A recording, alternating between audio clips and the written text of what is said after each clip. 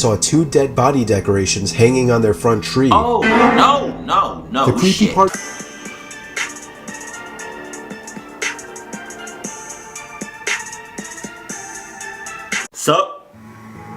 So.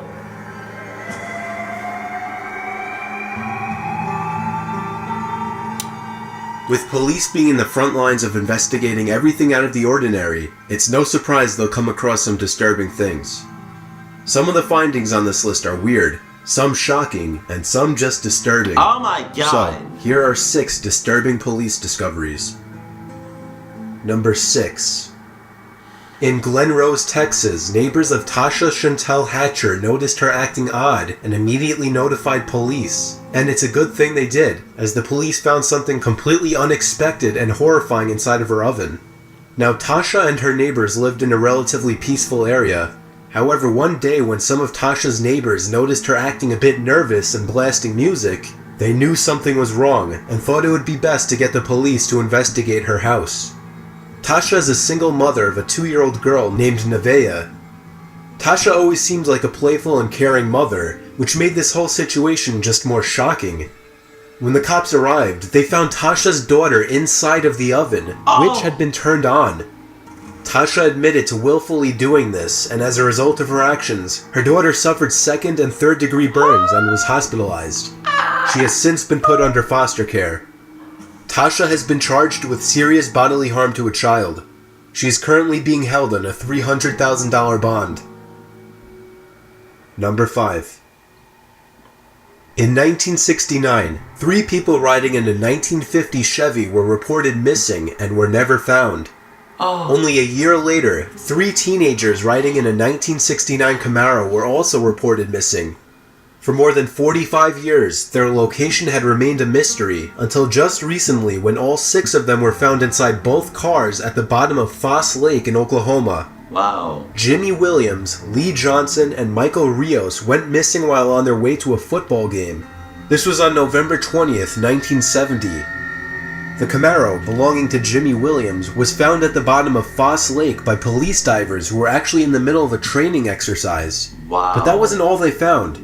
They also discovered a second car in the lake, which also had 3 bodies inside. The bodies were identified as 69-year-old John Alva Porter, who was the driver, and his friends Nora Duncan and Clebern Hammock. They had been missing for more than 50 years. The circumstances of these deaths are still not fully known, but the police believe foul play to be the most logical explanation. It's believed that it's just too much of a coincidence that 2 nights out so long ago that happened just within a year ended in such an eerily similar fashion. It will likely never be known just what happened all those years ago. Number 4. In December of 2015, Russian officers found 37 unmarked sacks stuffed with sawdust sitting on railway cars. At first glance, the mysterious bags just seemed to contain wood shavings. However, the officers discovered that hidden inside of the bags were hundreds of severed bear parts, which smugglers intended to sell on the black market. Ew. Police confiscated 527 bear feet, a bear muzzle, bear gallbladders, and 3 musk deer glands. Wow. The body parts were destined for Asia, where they would be used for medicine. In fact, Asia is responsible for the poaching of a lot of animals. They hold beliefs that many animal parts, for example ivory and tusks, can cure diseases such as cancer. I can't even look at that. A disappointing statistic has shown that bears in the past few years have been becoming a much bigger target to poaching. Number 3. During Halloween night of 2015 in Slingerlands, New York, police discovered that 2 Halloween decorations were not what they seemed. Police were cruising Veeder Road in a rather wealthy area when they coincidentally received a call from a resident on the same road telling them that they saw 2 dead body decorations hanging on their front tree. Oh, no, The creepy shit. part was that they didn't hang anything on their front tree. Police arrived within minutes and saw exactly what the woman was talking about, but upon closer inspection, realized these were not decorations at all, but rather 2 real decomposed bodies. The woman recalled 2 men who were suspiciously walking around out front in her house about an hour earlier, though she couldn't give any worthwhile details about the 2 men. It's unknown if these 2 men the woman mentioned were responsible for this, who these dead bodies belonged to, if and why these 2 men killed them, and why they targeted her house. Was that real? Was that picture? Number 2. In 2014, there was a Reddit post asking people about their scariest experiences as a police officer. A Redditor whose account has since been deleted replied to the post, explaining a situation he and his partner for the night had encountered. There was a call to inspect an air vent at an elderly woman's house, as she suspected there had been an animal or something up there, as a large part of the vent in the living room was caving down as if something were in there. She had just gotten back from a vacation that day with her daughter to find this. It was a slow night and they were the closest to the house, so they were instructed to check it out. Stepping into the house, they could immediately smell a foul odor filling the air in the house, an odor the old woman said she couldn't smell. Yeah, the old woman showed the officers the specific air vent where she saw the bulge. The vent cover was very large and old-fashioned. It had 4 big screws that kept the cover on. The smell was most unbearable by this vent. The cops knew something was dead inside of there. Oh, shit. They undid the screws and shined a light into the vents. They were disturbed not to see a dead raccoon or something they were expecting, but rather a dead person. They had a hard time dragging the body out as it was stuck in the narrow duct, but they were soon able to get him out and identify him. He was a bald black man, mid-40s, wearing an unzipped black hoodie with a stained undershirt underneath, denim jeans, and brown work boots.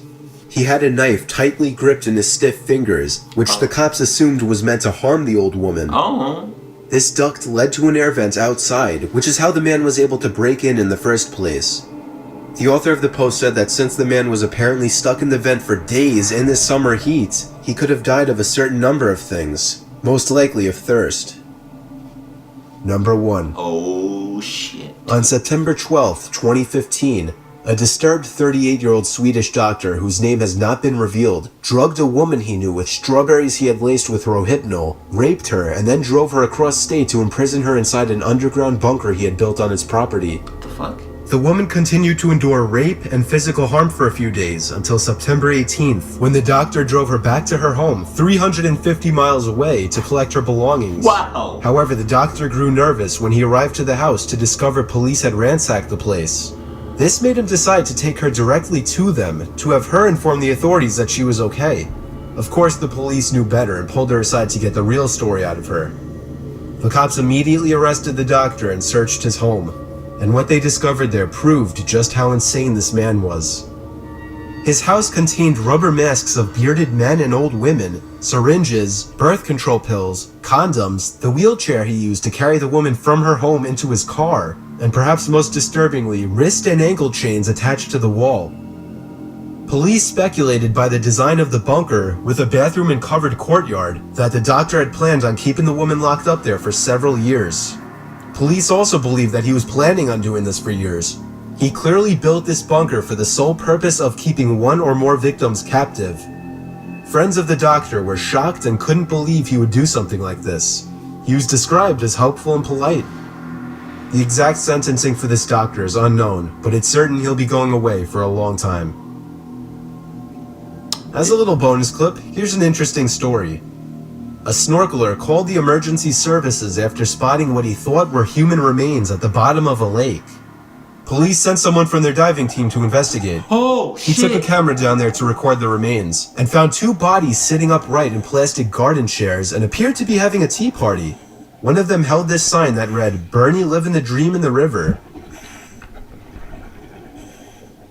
While the figures looked very real from a distance, upon closer inspection the diver realized that they were plastic fakes planted by scuba divers as a gag. Oh, shit. If these were real, this would have made for a pretty horrifying find. Hell yeah. Feel free to follow me on Twitter, like me on Facebook, and I will see you in the next one. Yo, alright. Kudos to all the police officers, that's that's doing their job and have done their job, and that's retired or that's thinking about becoming a police officer, because there's not a chance in hell that I would ever become a police officer unless it was an acting role or something, because police officers go through and see a whole lot of shit.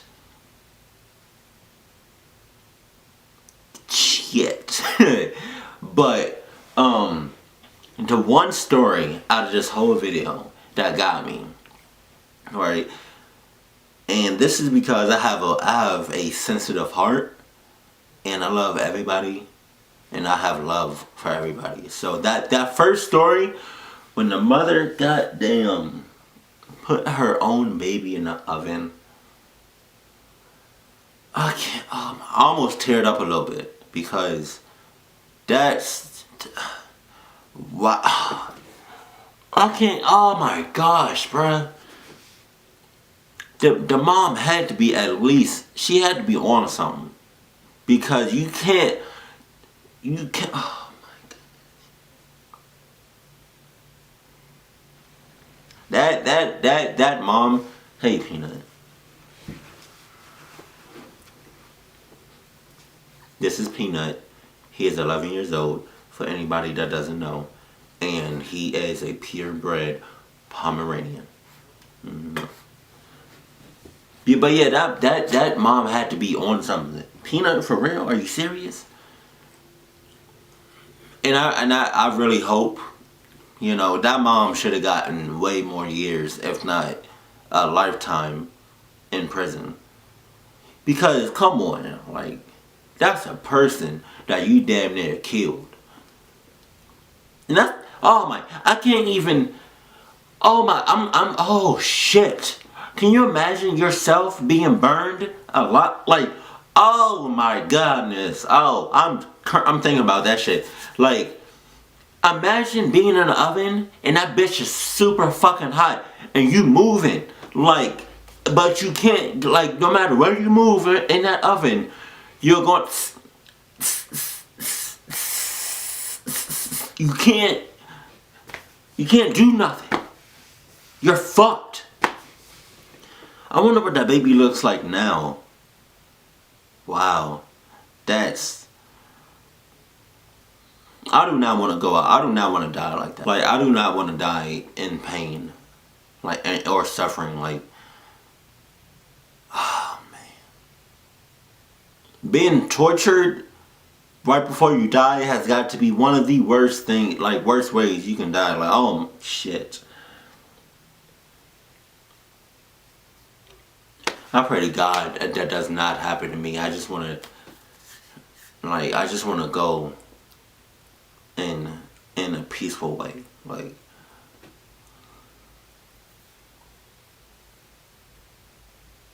wow. Man. But hey, we do not get to choose how we die. Even though sometimes we may think, you choose how you die, but you don't choose that. He chooses that. So keep it cool, keep it classy, and I love you. Stay happy.